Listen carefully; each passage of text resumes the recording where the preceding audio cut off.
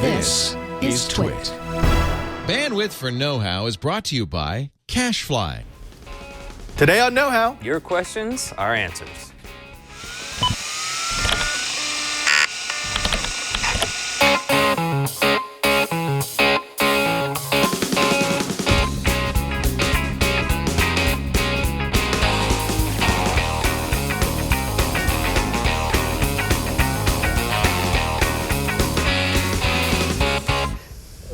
Welcome to Know How. It's a Twitch show where we build, bend, break, and upgrade. I am Father Robert Balacer. And I'm Brian Burnett. And for the next however many minutes it takes, we're going to be gathering together the Dragon Balls of knowledge so that the eternal knowledge dragon can drop the knowledge spirit bomb. Yeah.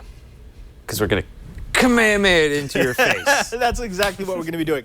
Folks, this is a feedback episode, which means we went through our Google Plus group, we went through our Twitter feed, through the emails to find the questions that you, our Kitas, our know-it-alls had, and that potentially we could shed some light on. So, without further ado, let's get straight into it. We've got one about a wireless bridge. Yes, this one comes from, well, how would you say that? I'd say Juscelino. I like that. I'd say Jay. Just say Jay Acevedo. This one comes from Jay, and he asks, "Hey everyone, I could use your help with a wireless question. I am not familiar with reliable wireless from one building to another. It would be about 200 to 300 feet in between the buildings and its line of sight. I can get Ethernet to the location in each building where the two access points or whatever devices will be located.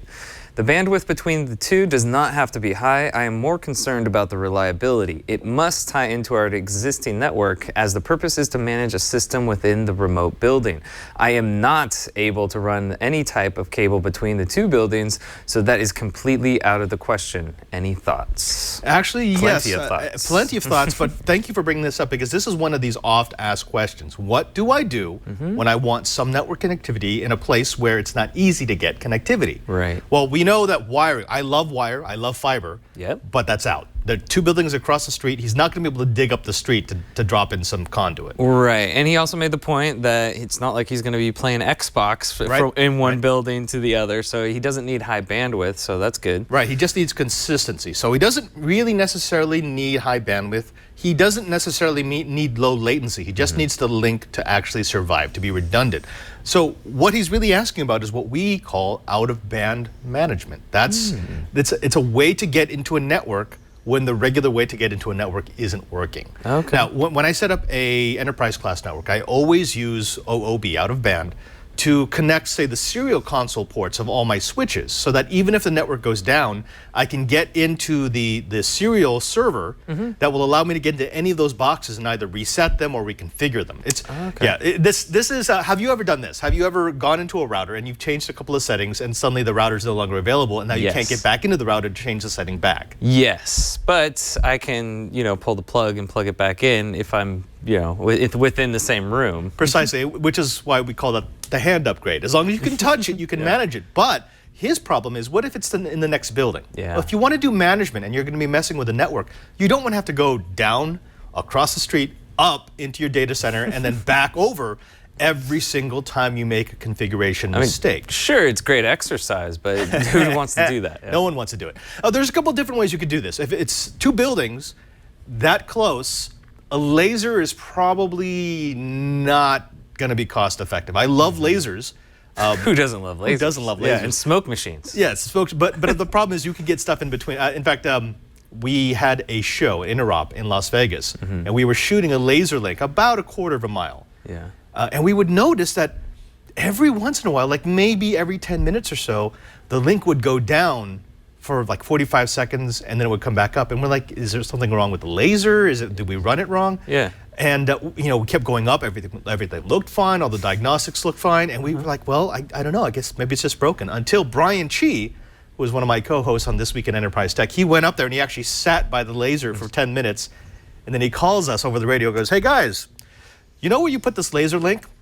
There's a crane that goes It just moves over it like right every 10 minutes or so, and it blocks the link. And that's the thing with lasers. You know, if there's something in the way, it's not getting through. Okay, but as far as RF, could probably go RF around. bands, right. If you put something in the way, depending on what frequency, if you put something in the way, RF tends to multipath back to the source. And since he already specified that he doesn't need high bandwidth, he just basically needs serial access. Yeah. And he doesn't need super low latency, this is probably going to work. Okay. Okay, so let's take a look at the things that he might need. Now, you could do this in a homebrew by getting something like this. So, I mean, this is a little $30 antenna. This is super directional. So this is a Yagi, and this is designed for outdoors. So this has a little mounting point at the bottom. But what you would do is you would have one on each side and sort of just aim it at the other antenna. Yeah, could you, well, at that point use a laser, like a pen laser, to help line it up, like attach one to the other and then line them together? Absolutely, and that's what I use this for. This is sort of my fun, take it out in the desert and see how long you can shoot a link type antenna. The issue with doing this is that used to be necessary way back when an enterprise class solution would cost you thousands upon thousands of dollars. It's not all that expensive anymore. Actually, if you go to that first link, Alex, this actually does work. I've played with this before. It's pretty low cost. This is the Easy Bridge. It's not bad. It's the 214 Plus. It's a 2.4 gigahertz 802.11 B&G. So it's only does 2.4, which actually I like, because unlike 5.8, 2.4 does have some penetration power. Right. And it does kind of, it works around obstructions better than 5.8. It does get absorbed by moisture, so if you're in a really moist area, you will get attenuation, but you will probably still get signal. But what I like about this solution is that it will do PoE.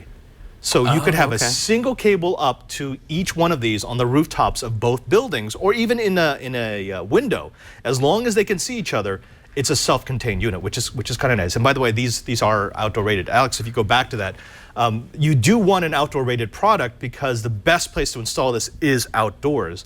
And what I like about this is it's all self-contained. So it's not like you go from the AP to the antenna. This is, the AP is the antenna. Okay. No, that makes it a lot easier if it's PoE. And then, so would you recommend, I guess, setting it up outside of a window or on the rooftop? Or rooftop is typically the best place to put a wireless system. Yeah. Just because most buildings, you can't really put it outside the window without violating some sort of code, because then you have something dangling over people on the sidewalk, which is a bad idea. Right, and you don't want any obstructions in front of it, so just pointing it outside, like through a window. Yeah, I mean, the wind, because remember, if you're going through windows, you're going through two sets of windows, and these are not regular windows. These are windows for like commercial buildings. Yeah, they're a bit thicker. They probably have some sort of coating that does not play well. If you were going to do this, you absolutely would go with the 2.4 gigahertz rather than the 5.8, because the 5.8 won't make it past the window. Right. Nonetheless, the 2. Right. But yeah, that's actually not bad. Now, if you did have a clear line of sight and you could hang something out the window, here's something else that you could use from a company that actually makes really good stuff, Ubiquiti. Alex, if you go to this link, it's a little less expensive. It's also outdoor. I don't think that these are quite as hardened as the other product, the 2.4 gigahertz model that we showed.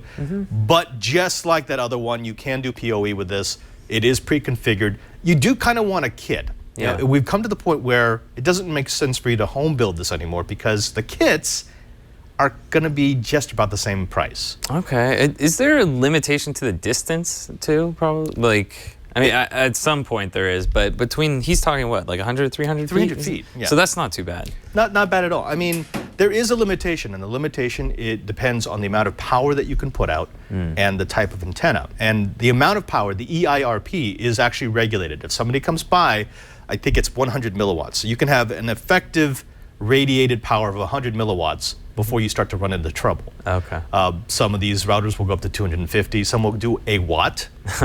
Don't do that. Don't do that. Yeah. I mean, you're just asking for someone to make a complaint against you, because you got to remember, as far as your signal carries, it carries 3 times as far in terms of just generating interference. Right. Right. And if you're screaming at a watt at a building 300 feet away, you're shooting a lot of energy at that building. Just don't do that. Be nice. Don't shoot a lot of energy at the building. No. We're civilized here. Yeah, absolutely. More or less. So, do you think if it rained, it would interfere very much? Or? Yes. So again, 2.4 gigahertz. That's the same resonance as water.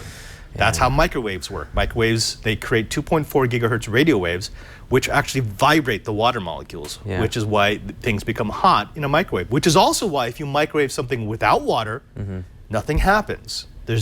It has no effect. You're Right. bombarding it with radio waves that either are bouncing off it or going straight through. So 5 gigahertz would be better if it was like a wet environment then? I'm not happy with 5.8 gigahertz as a bridge technology. Yeah. I've used it in a pinch because, I mean, it is so much less crowded than 2.4. Right. But that's only if I have line of sight, absolutely line of sight. So if you can guarantee line of sight, maybe it's better to go with 5.8. I'm thinking 2.4 is probably going to do him better. Now I'm just thinking, why not both? Just do both antennas and then have a backup system. You know, like if You the 2.4 could. goes down, have the 5. Yeah, I mean, you could do that. You can. I mean, if he's got enterprise class switches, he can set them up so that it will fail over. Like, Yeah. if the list link goes down, it'll default to that I one. like that idea. Yeah. All right. So set up both. Yeah, you know, unlimited budget, whatever. Padre says buy one. Brian says buy both. Buy both. Why limit yourself at all? That's right, folks. Here at Know How, we solve questions with expensive solutions. Just throw money at it. throw money That's- at it. Speaking of throw money at it, we have someone else who had a question about our WannaCry episodes of Networking 101. yeah. What does Elsa say, Brian? So Elsa asks, you did an excellent job of explaining the WannaCry malware. I have one main question remaining on the WannaCry exploit. How would companies cope if many nodes on their network were affected and the backups, say they are kept on an attached disk or otherwise unusable, were also infected? If the computer owner pays up, he can get a specific decryption key for his files. In this case, where the malware could spread literally on the network and infect multiple nodes, could they all decrypt with the same key, or would multiple keys be needed? If cybercriminals unleash more ransomware that can spread via a worm component, how would they keep up with managing a huge number of payments, decryption keys, and answer victim questions? Good question, and actually, yes, this qualifies as one of those things that most people will want to know, Yeah. but they are afraid to ask because they don't want to look stupid. This is not a stupid question. This is actually a great question. Let's Yeah. answer this backwards. Curious. How would they keep up with payments and such? Well, first, that's all automated. So when they get the payment, they can grab the decryption key. And how do they answer victim questions? They just don't. They don't. Yeah. This is, I mean, you're not buying a service. You're being held for ransom. It's just like a call center waiting. Hi, welcome to WannaCry. How can I help you? So I've got a question. I don't know what a Bitcoin is. Could you tell me what that is? Okay, but the other question is the part that I love. It's a technical part. How does WannaCry encrypt, and how many ransoms would you have to pay for a corporate network? Yeah. No super easy way to answer this other than this. Every instance of WannaCry will generate its own unique key. So if you're a corporation and you buy a key, it will only work for that computer. It will not work for all the computers on your network that are infected by WannaCry. So you have to buy multiple? You would have to buy multiple, but see, here's the thing. That's only if multiple instances have run on your network. There is a scenario here. Let's say I have one computer that gets infected with WannaCry. We've already shown on this very set that any storage that's connected to the infected computer will get encrypted. Doesn't matter if it's over the network, if it's local, or if it's a USB storage device, right? So as long as that process is running, if it has access to storage that has not yet been encrypted, it will try to encrypt it. Right. Now, if all those network-connected storages are on other computers, then that computer, the initial infected computer, is the key that will decrypt all of those computers. Right. However, if that infected computer infected other computers, so if it used the Samba vulnerability to actually get those computers to run their own instance of WannaCry, then every single one of those instances will need a ransom. Does that make sense? That does make sense. That So does make sense. you could conceivably run into a situation. Let's say you have a computer that you're using as a storage server, and it's got 40 different partitions or 40 different shares that are shared out to 40 different computers. Right. Let's say that those 40 computers all got infected with WannaCry. That means you now have 40 shares on that computer with 40 different encryption keys for that. Now let's say that sharing computer also gets infected. it now encrypts with its own key all of the local storage, which is the shared storage on all those 40 computers. So now you actually have to buy that ransom plus the 40 different keys in order to unencrypt everything. Yeah. So just a mess. it's layer on layer Layer of upon encryption. layer It's the upon layer. encrypted of the encrypted. Okay.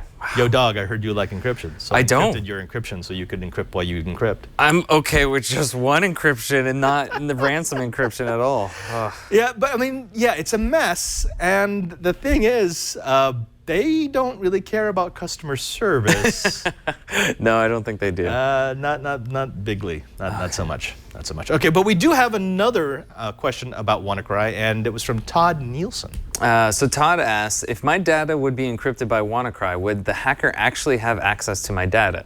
Okay, now I Joe could Thompson in the chat room, in the comment section was very quick to say no, and that would be true. If this was a common ransomware. Common ransomware, they don't really care about getting into your computer once they've already encrypted everything, because all they care about is you paying the Bitcoin ransom. However, remember we talked about this in the initial WannaCry episode of Networking 102, it also installs the double pulsar backdoor. Right. The double pulsar backdoor allows your attacker, whoever has control of the command and control node, to access any infected computer. So if you've got double pulsar installed on your computer, it's essentially like running VNC. So it's a remote networking technology that allows me to get into a computer. Now, would they want to get into your computer? Probably not. I mean, it doesn't. Again, if they're infecting thousands, tens of thousands, hundreds of thousands of these computers, they're probably not going to scroll through each and every single one of them just for giggles. And choose you to then use the back door and look at your files. Precisely, and that's for a lot of reasons. And one of them is, why give forensic investigators more evidence? Because if you're connecting, they're going to start looking at the IPs that are connecting to all these different computers. However, is it a possibility? Absolutely. Right. The bigger possibility is if you do not know that it installed double pulsar, and let's say you pay the ransom and you get your files decrypted and you get rid of WannaCry, but you leave double pulsar back on there, somebody else might be able to exploit that in the future. If they are looking for the signs of double pulsar on your network and they see that yours is beaconing out, they can actually use that against you. So it's not necessarily the original people who infected you. Right. Just anybody who knows what to look for could potentially use that to peek into your system. Well, and that comes down to, like, if your system ever gets infected or you catch something like that and you recover from it and you've backed up your files wherever, then that's the time to format and uninstall, like, everything, because you don't know for sure what could be on there, so it's better just to wipe everything, right? Yeah, absolutely. We used to have the song fdisk format reinstall, doo-dah, doo-dah. We've changed it. It's now disk part format reinstall. Okay. Fdisk has kind That's of gone cute, away. yeah. But I mean, yeah, I don't trust anything. In fact, remember those little SSDs that I've been playing with for the You infected burned them, computer? right? You didn't even... Well, no, I mean, so they all get wiped, wiped completely. They get their firmwares reflashed once I'm done, and then they don't go back into regular circulation. They are in my research container. Right, okay. And they only get used for that, just because I have a clean side of my lab and a dirty side, and that's definitely on the dirty side. And things can go from clean to dirty, but they can't come back. Once they're using that dirty side, I just assume something's wrong with them. Yeah, so if somebody got infected, if one of your computers got infected by WannaCry, and then you're like, I have to get my data, I'm gonna pay this Bitcoin ransom, you get your data back, you would say, nuke like, everything. throw that machine out the Well, window. not throw it out, no? but I mean, you're gonna have to do it. I mean, at the minimum, you wipe it and reinstall. And when I say reinstall, I don't mean click system restore. No. I mean, let's say you're running Windows 10, which actually this doesn't make sense because Windows 10 doesn't get affected. Let's say you're running Windows 7. Well, now you're going to have to upgrade to Windows 10. Yeah. You would get the clean image from Microsoft, and that's what you would install off of. Right. I mean, it just doesn't make sense to not do that. I mean, as long as you're going to be starting over, start over clean. As big of a pain as that may be. Sorry, folks. I wish I could give you better information about that. You know, I look forward to starting fresh. Every once in a while, right? You know? It's Yeah. kinda, although, and remember, we talked to Patrick Norton about this. There's this thing where in the old days when we were all running on hard drives, it was natural maybe once a year you would just refresh your Windows because it didn't take that long, and Yeah. Things just ran faster with Yeah. a clean registry and a demucked hard drive. Well, SSDs are so much faster now that we don't really care. I mean, if I lose 10% of my storage performance, I'm like, still faster than anything I've ever used. Right, that's still just a few milliseconds. Yeah. That's why the best upgrade I've ever done to my PC was when I put that Kingston HyperX SSD, which it's way beyond the performance. The SSD performance is way beyond the machine's capabilities, but I mean, I haven't reinstalled Windows in probably, like, I think this is the upgrade from Windows 7 that I had, so I haven't done it in like 3 or 4 years. You are a bad person and you should feel bad. I should do a fresh install, Actually, but no, it's quick enough that I don't need to. This is running on 5 years. Without, and was this a Windows 7 upgrade? No, this came with 8, and then 8. it upgraded to 8.1, and then it upgraded to 10. So, I mean, Yeah. Well, reluctantly too. Right? At one point, I will show you what the disk actually looks like because of all those upgrades. There's like little chunks taken out of everywhere for little system part. It looks horrible. But and there's like 2 gigs here that I can't use because it's reserved them for something else. But when you turn on your computer and it boots up within less than 10 seconds, it doesn't bother me. Yeah. Now, when we come back, it's time to drop a little bit back into Networking 102. We've got some networking questions, but before we get there, let's go ahead and take a moment to listen to these messages. Previously on TWiT. Performing evasive maneuvers. I have phaser range at full capacity. I don't know if that means anything. Maybe that'll teach them not to shoot at us anymore. Yeah. Did we do something? We saved the Suribachi. Obvious. Obviously. Security Now. The attack of the subtitles. Researchers at Checkpoint have discovered a new attack vector. By crafting malicious subtitle files, attackers can take complete control over any type of device via vulnerabilities found in many popular streaming platforms. The new screensavers. That robot's name is Bottler, and there are actually a handful of these robots deployed in hotels across the country. It's a relay robot built by a company called Savio here in Silicon Valley. All right. TWiT. Now with half the calories. Hey, Colleen, I was just thinking, I got these Death Star plans. Could you just jam them in there, wedge them in there? There it is. Help me. It doesn't. Jam it. Push it. There. Yeah. And we are back. Okay, so let's jump back into a little bit of networking knowledge here. We have some fun projects going on with Networking 102. Here's a super simple question from one of our Kitas who wants to know about refreshing IPs. So Harry asked, I just went through and reserved IP addresses for all my family's devices. How do I get the devices to change to the new reserved IPs? I have a mix of laptops, mobile, and gaming devices. Good question. This is something that a lot of us networking geeks kind of take for granted because we just kind of do it automatically. But he's right. If your device has received a DHCP address and you start mucking around with your addressing scheme, they need to know the new address they should go to. Remember, we talked about this when we talked about routers. The refresh time. So there is a lease time that is given out by the DHCP, the Dynamic Host Control Protocol server. That's the one that allows you to automatically get an IP address every time you connect to a network. Remember, in my days, you actually had like a list of IPs, and like, okay, this one goes with this computer, and this one goes with this computer. We don't do that anymore. It's all done automatically. However, in order to reduce the amount of stress on the server, the clients aren't always asking. It's not like every other second the client's saying, am I still on this address? Am I still on this address? Am I still on this address? Because that would just DDoS your network, basically. What they do instead is when you receive an address, there is a parameter that's passed along with it called the lease time. And the lease time says, how long do I wait before I ask again? And that is user settable. You can make it a minute, you could make it much longer. I think mine's set for like a day. Yeah, like 24 hours, right? It makes sense to do it every once in a while just to make sure that you're good, that you're not going to run into IP conflicts. But by the same token, it could mean that your device sits on a network with an addressing scheme that no longer works. Right. So the way I have it set up is there's a range of IPs on my network that are for devices to just automatically connect to. And then everything, there's a set range that outside of that I have routed IPs to so that there isn't a conflict. So like on my Xbox is set, it's like 192.168.1.88. because 80 to 100 on my network is static IPs that I have for devices, and then everything underneath that, I think till .10 is just open for whatever devices connect to the network. Precisely, exactly, and that's what he's done. So he's created a reserved range, which is what we suggest, because the devices that are most important can have the same address over and over again, right? Like you said, you have one part of that range, say that 256 address range or 254 address range, that is reserved for DHCP. So you say you have 50 addresses. The rest of it, it does not ever hand out in DHCP, and that's where you can put your statics. Now, he doesn't specify what scheme he's using, but let's go ahead and show you both ways. The first thing that you can do is you just wait.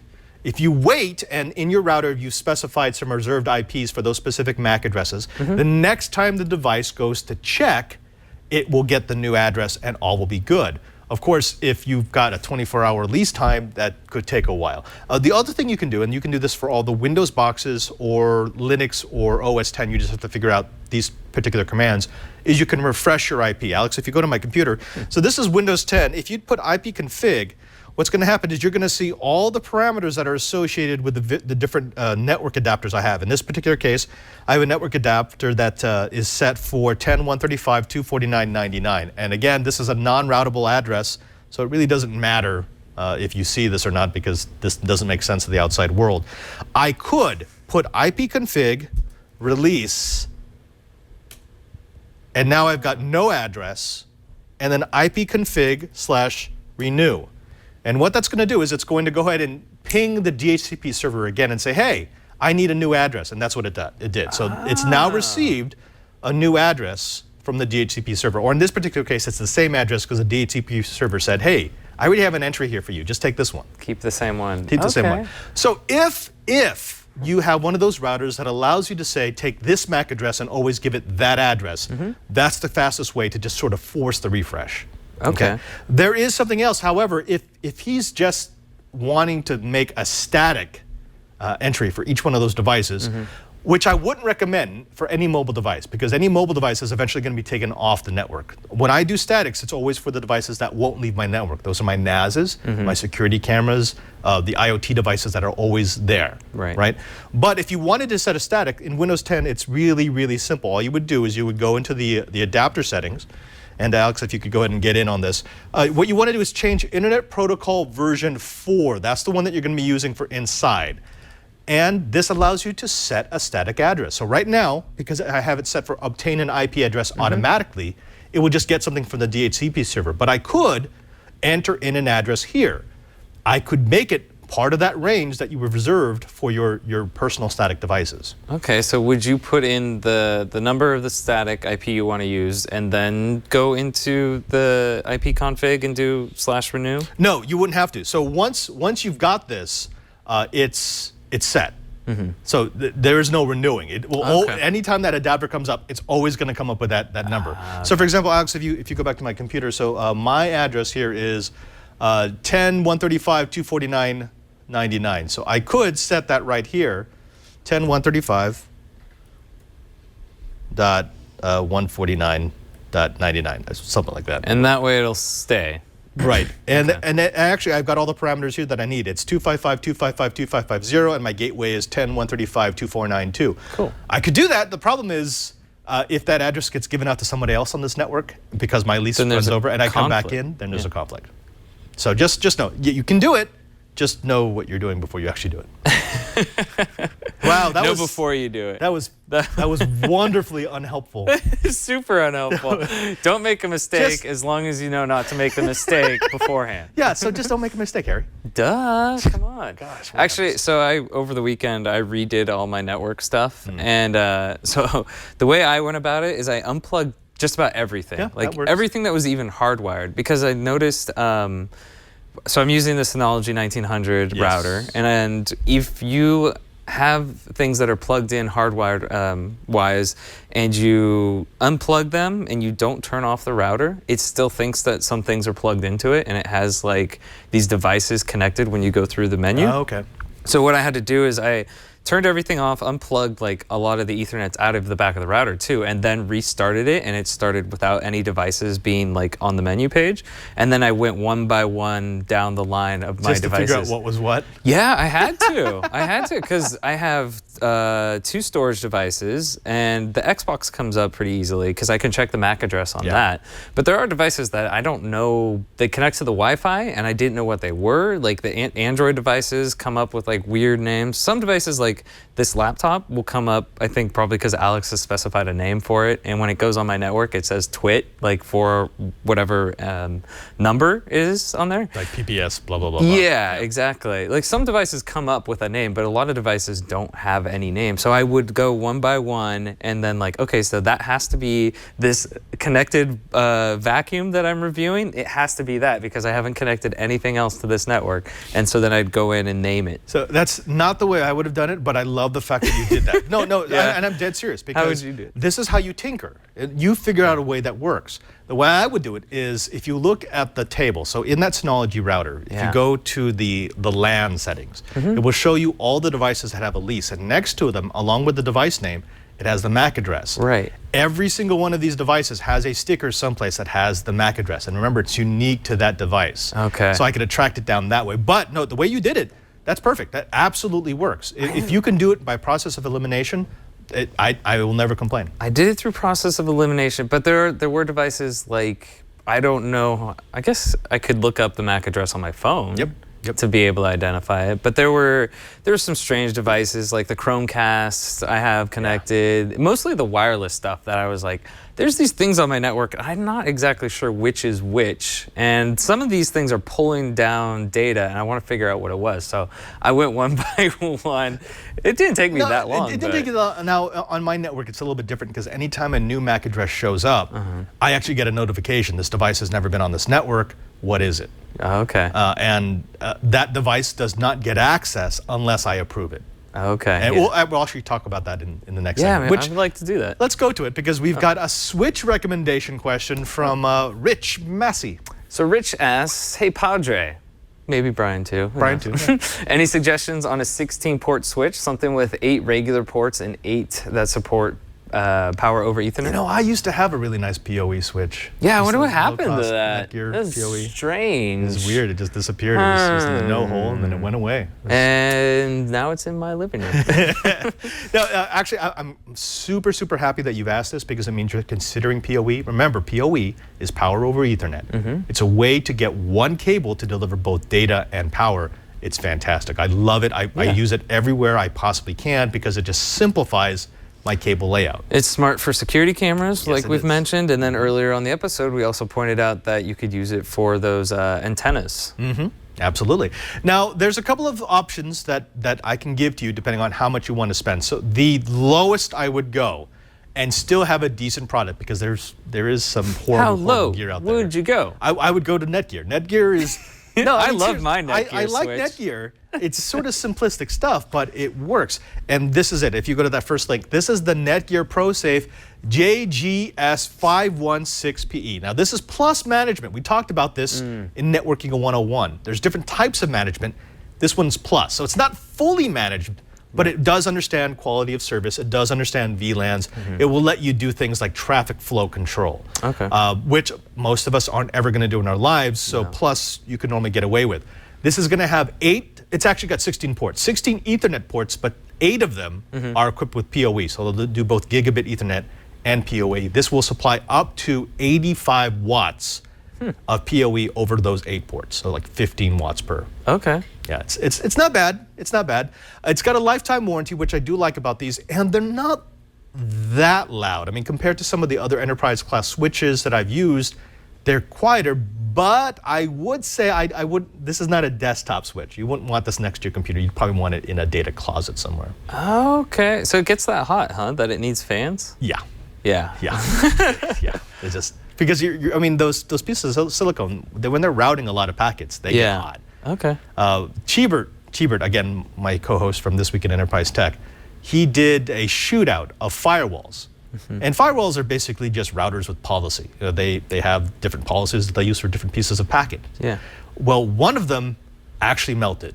Like, no, I'm not figuratively, literally, it melted. It got so hot that the silicone actually burned its way through the PCB. Whoa, shouldn't there be some fail safes? Because I mean, I know when my CPU hits like 60 degrees Celsius, it's like, okay, I'm gonna shut down now. Yeah, that went into his review. He's like, yeah, probably not a good design. Probably should have a temp sensor there. Yeah, wow, that's scary. But now you could go with that, and you asked for a 16 port. That's a 16 port. However, remember when we did Networking 101 on switches, we talked about the idea of daisy chaining. And daisy chaining adds a choke point. Was bad. It's bad. We don't like it because the backbone of your switch may have a terabit per second of capacity, but anytime you link two switches together, cable to the other switch doesn't. Yeah. Yeah, that's 1 gig. You've got 1 gig in each direction, so 2 gigs bidirectional. That's a choke point. You don't want a choke point. So if for any reason you think that you might go above 16 ports, I would suggest you get this one. If you go to that link, Alex, this is the next step up. It's a Netgear ProSafe. This is a 24-port version of that switch. It's only $50 more. So you 25% more, or actually 33% more, and you're going to get 24 ports instead of 16, and that gives you a little bit of room to grow. Yeah, and 12 PoE ports. 12 PoE ports. It's the same thing. Plus management, so not super management, but still decent. And then the ability to have 12 powered ports. That's a pretty good deal for $200. What's the one that I borrowed from you? That's a ProSafe 8-port.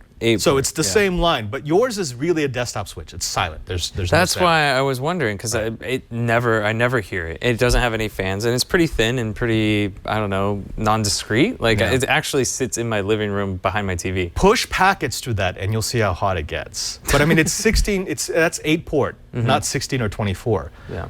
The 16 and the 24 are really designed to be rack mounted. Which is why they can get away with having fans. I see. Okay. And as far as pushing stuff through it, I think I've got my PC, my Xbox, and 2 storage devices connected to it. So I'm only using half of the ports on it. Yeah. Go figure.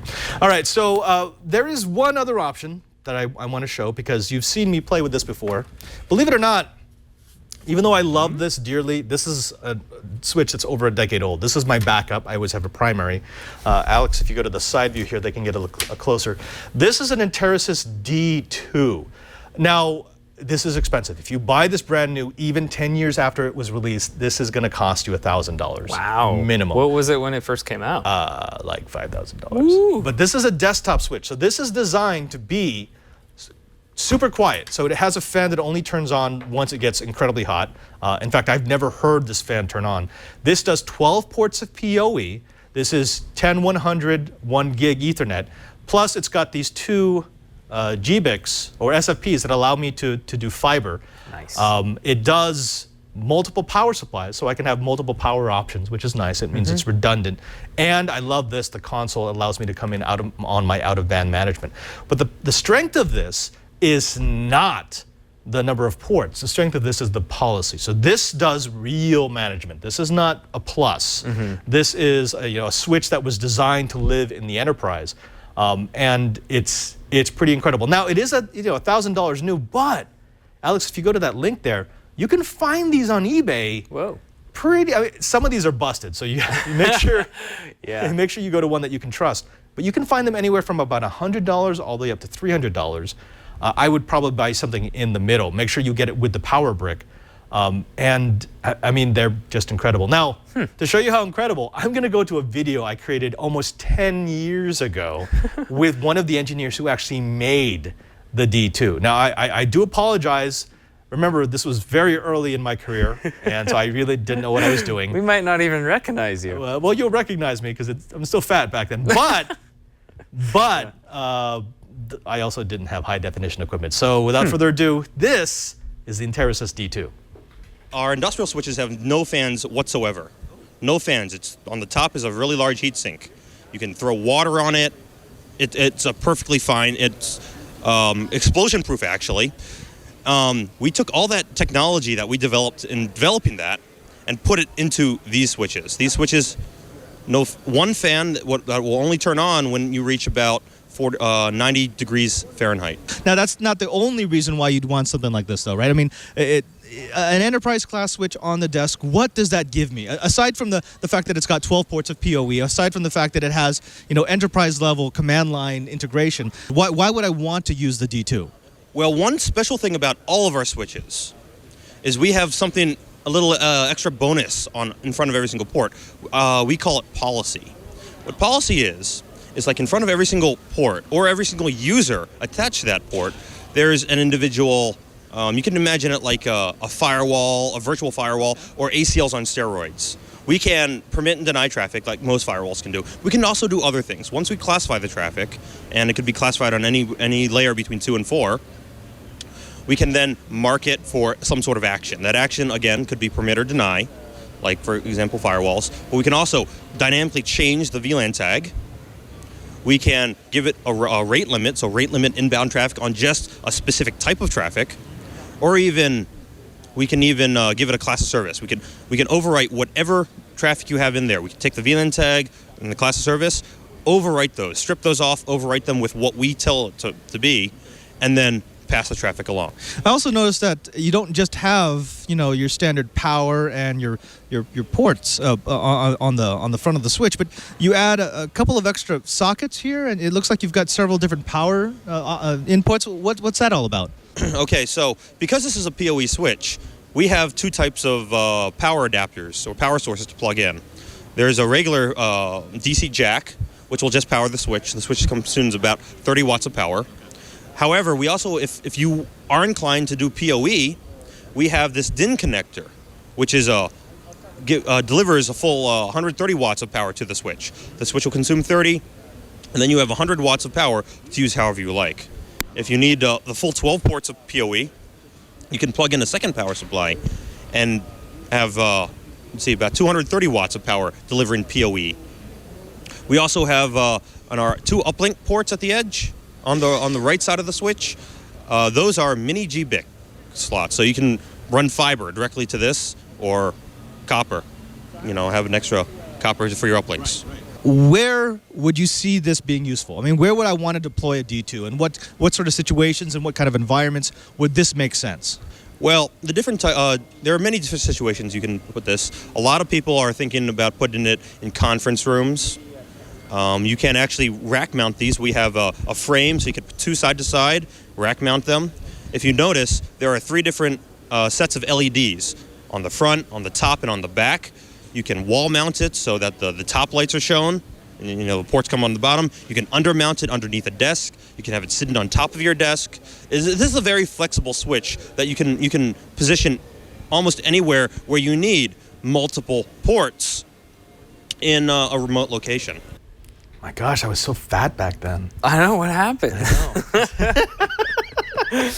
Okay, again, I'm sorry for the quality. That was a very old video. Just a kid. And this is a super old switch, but I'm still using this. I still have one of these as my primary switch in my network. And the reason for that is what he mentioned. This does policy. There's a lot of switches that will do like ACLs, so access control rules, or they'll use a firewall in order to block specific types of traffic. What I can do is every single one of these ports, I can tell it to look for particular actions, not necessarily packets or protocols, but actions. And I can stop those actions. Like I can tell the switch, hey, you know what? If a port that doesn't normally send out a lot of data suddenly starts sending out a lot of data, stop it. That's the kind of rules I love. And the other part, and this is what makes my network, is this thing he mentioned of dynamic VLANs. And the reason why dynamic VLANs are important is when you plug into my network, because they all go through the D2, that's the core switch, what will happen is if it doesn't recognize your MAC and it doesn't recognize your username, it will put you into your own VLAN. So you will be completely isolated. You can see nothing except the gateway. Right. And then it pings me and it says, hey, there's this new device. Do you want to grant it access to other things? And I can choose guest, I can choose block, I can choose only give access to this, to the internet. I can choose give access to everything. I mean, that's the sort of dynamic allocation that makes a enterprise switch so powerful. Yeah, and it sounds like too that if you were to hook this up to I don't know, a big network, it wouldn't be too taxed. Like you could push a lot through it without it ever. I have used these to run entire branch offices. So, you know, with 30 people and all the devices, this is the core. So this acts as the router. Yeah. And there's a lot of firepower in one of these things. And here's the thing about enterprise class networking. There's a lot of firepower that we built in devices from 10 years ago that will still work just fine. Because we're more or less doing the same things on the networks. We're just passing more and more traffic. Yeah. This already is set up for, you know, gig with fiber inputs. It's pretty good. So this might be overkill for should I borrow this? Can I borrow this too? And then but it would be overkill for a home setup. It would be overkill, but why not? And this is what I was trying to put. Throw money at the problem, folks. That Netgear, that new Netgear, can cost $150 to $200. This could cost you $100 to $300. Yes, it's used, but enterprise class equipment lasts so much longer than consumer equipment. Yeah, it's built to last because it's if it goes down, then that's enterprise losing money, right? Right. One thing I will say, if you do choose to get one of these, especially from eBay, there's probably going to be a config on there. Research at first how to blow away the config, because you're going to want to completely zero it out. So there's no policy on it whatsoever. Essentially, it will act like a dumb switch with PoE. Then, as you get proficient, you can start writing rules for your individual ports and create your custom network. In fact, what I would suggest is, if you're going to do this by two, like me, this is my spare, but it also is the one that I can experiment on. So I can practice with policy on this without accidentally taking down my network. How do you write policy to it? Like, is there a software interface on There's your the PC? command line. It's just the command line. Through command line? Yeah, or you could create a config file and upload the config file. Interesting. Yeah. Cool. All right, let's go ahead and answer one more networking question before we move on. This one is about link aggregation from Jeff. I'm going to say Semrock, just because Semrock sounds awesome. So Jeff asked, just finished the Switch podcast, and it got me wondering if there's any advantage to using link aggregation between my DDWRT-based Linksys E3000 router, also providing Wi-Fi access, and my HP ProCurve 1800 24G managed switch. Well, Jeff, no. And we're done. No. Okay, no, it's actually more complicated than that. So this is a question of bottleneck. Anytime we're designing a network, you always chase the bottleneck. What is holding up my traffic? What is adding latency? What is keeping me from having full throughput on my network segments?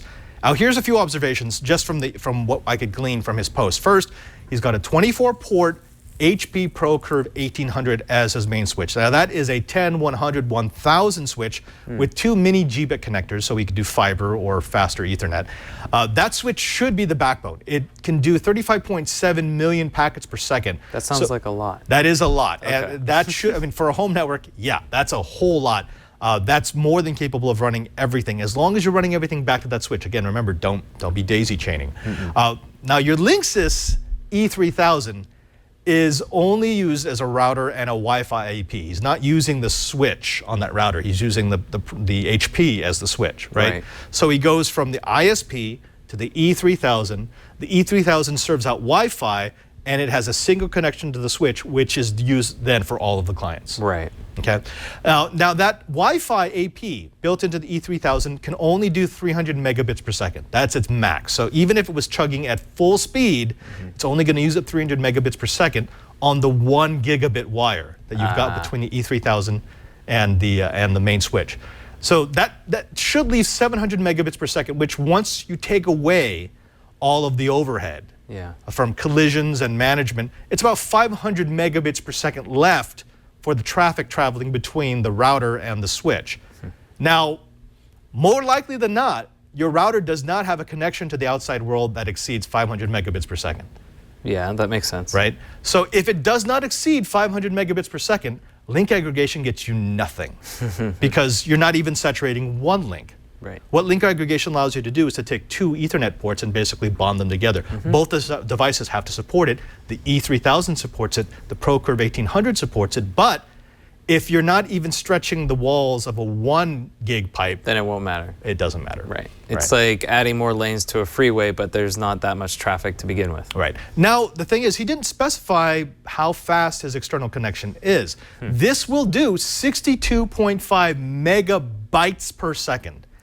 You probably don't have that. I'm guessing you don't. You're probably in the realm of maybe 50 megabits per second. But I would maybe. like it. I'd love it. Yeah. So, I mean, while it would be fun to practice, it probably isn't going to help you. Okay. Okay? All right. Well, I think we answered that then. I think we did. We're going to do one more question in just a second. But before we get to that, hey, Brian, you know what I want to do? What's that? I want to take a moment to listen to these messages. Coming up this week, on Monday, June 5th, Apple's Tim Cook will take the stage at the Worldwide Developers Conference to showcase not only its big developer initiatives as expected, but also perhaps some new hardware, including its much-rumored Siri speaker that would compete with the Amazon Echo and Google Home. On Tuesday, June 6th, Google is expanding its Waze carpool service from the Bay Area and limited areas surrounding out to the entire state of California. And who knows? Maybe someday you'll be carpooling with Waze in your neighborhood sometime down the line. On Thursday, June 8th, Yahoo shareholders placed their vote on whether to sell Yahoo's internet business to Verizon for $4.48 billion. No surprise at this point. A yes vote is expected, and if that happens, it would mark the end of Marissa Mayer's time as CEO of the company. And that's just a look at a few things that we'll be tracking in the coming week. Join myself and Megan Maroney on Tech News Today every weekday at 4 p.m. Pacific, 7 p.m. Eastern, here on twit.tv. And we are back. Let's do one more from, Akita, who notices that we don't do a lot of drone stuff anymore. In fact, Bruce had a specific question about a future drone project. So Bruce asked, since people were complaining about too many drone projects a while back, why not a boat? Why not indeed, Bruce? This is actually something that I've been playing with. I created a little hovercraft. I just haven't broken down the project so we could do it on Know How yet. But there was a little project at last year's Maker Faire here in the Bay Area that did catch my eye because it combined a lot of different disciplines, everything from model making to the programming of a decent AI controller. Let's go ahead and take a look at the future of solar drone boats. Say the word drone, and most people think of quadcopters, of aerial machines. But you can also have a drone that travels the deep blue. I'm here with Pierce, who's going to explain why these boats could be the future of ocean travel. Pierce, what is this? So this is our propulsion demo for the round-the-world autonomous boat that we're working on. It's a sailboat. Use something called a self-tending wing sail, which it's a free sail that's free to rotate, and it has just this little tiny servo here controlling the tailplane. And since we have two of them on the boat, if you can see that, that lets us steer the boat without a rudder.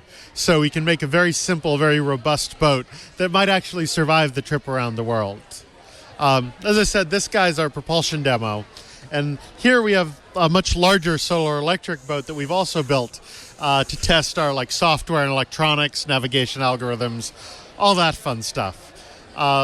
We're hoping to be the first people to get an autonomous boat all the way around the world. No one's done that so far, which is pretty cool. And long term, we're looking at using them for ocean sensing, fisheries enforcement, all that sort of stuff that's hard right now because getting people out to sea is expensive. Yeah, right now we're in the technology phase, but there are all sorts of application for a craft that you could just release, either by itself or in a swarm, to collect data or to do enforcement, as you mentioned. Now, one of the things that I know our audience is going to ask is, why? Why wind? I mean, haven't we gone past that? Aren't we a more advanced race now? Haven't we figured out motors and electronics? Why would I try to harness the power of the wind? So at sea, the wind blows more often than the sun shines. So if you average the progress that you can expect a solar electric boat of this size class to make over 24 hours, 2 or 3 nautical miles an hour average is doing really well. For sailboat, we might be able to average twice that. And since every day you're at sea, the ocean is trying real hard to sink your boat, doing it in fewer days for whatever the mission is, around the world, point to point, anything like that. Being able to be on average a little bit faster is going to make it more likely to succeed. And of course, right now there are big shipping lines that are researching or actually testing the use of huge kites to harness the power of the wind to just get a little bit of energy out of the engines. Now, let's get deep engineering on this. Putting together this project, going from prototype to full-scale version, what are the biggest technical challenges? What are the pieces that keep you awake at night? Durability is the big one. The ocean's a very harsh environment. So for autonomous around the world, we're looking at a boat that's going to be at sea for, anywhere up to a year and a half, maybe even 2 years on its own, with no repair, no maintenance, and it's got to survive that. And that's a hard problem. It's a hard problem in and of itself, and it's also something that's hard to test, sitting at the dock, right? It's hard to know if you've actually solved that problem until you send the boat out and, you find out that it broke when you lose contact with it, which is also hard for debugging. So I think that's probably the most difficult problem. Then there's just all the sort of natural trouble with autonomy and navigation, making sure that you don't run into anything. Things like that. We solved part of that by doing the whole trip in the open ocean, and there's really not that much to hit. And a lot of the things that are likely to hit us, like container ships, carry transponders, a system called AIS that we can listen in on. And, we know when there's a container ship coming and we can be out of the way. But, smaller vessels don't carry it, and we still have to have a way to detect them and avoid them. Well, Pierce, thank you very much for sharing your vision of an autonomous boat. If they wanted to find out more about the Hacker Boat, if they wanted to find out what your build process looks like, or maybe if they want to help you move from prototype to full scale, where can they go? So right now our web presence is at hackaday.io. We're one of the many projects on hackaday.io. If you go there to hackaday.io and search for Hacker Boat, you'll find us. The Hacker Boat.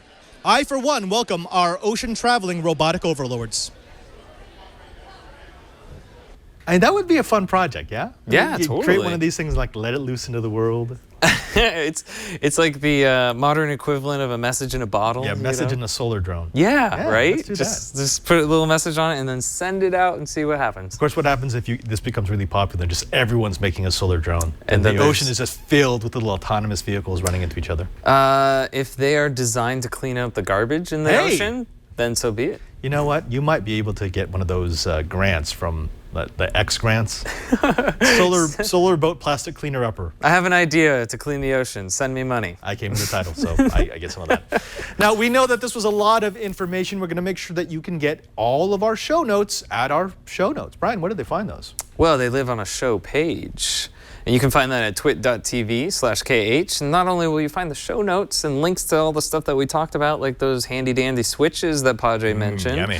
But you'll find a way to subscribe or download the episode. And please subscribe and please download. In fact, pass this on to your friends because we do want to grow know-how bigger than just Arquitas. We love Arquitas, but we'd love to have even more people in our community. And speaking of community, the best place that you can participate in the show is in our Google Plus community. Just go to Google Plus.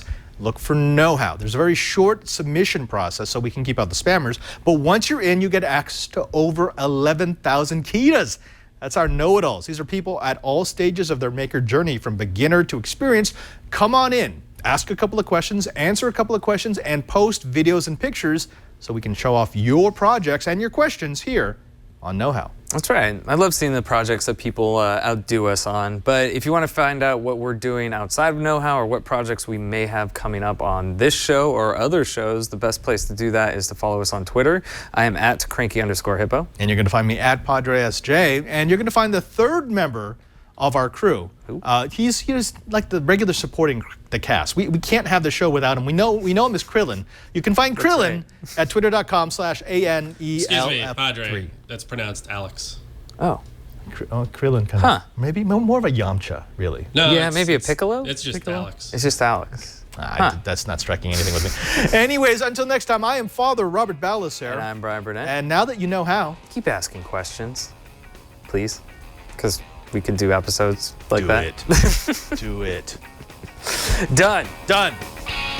We don't have to do billboards? No billboards.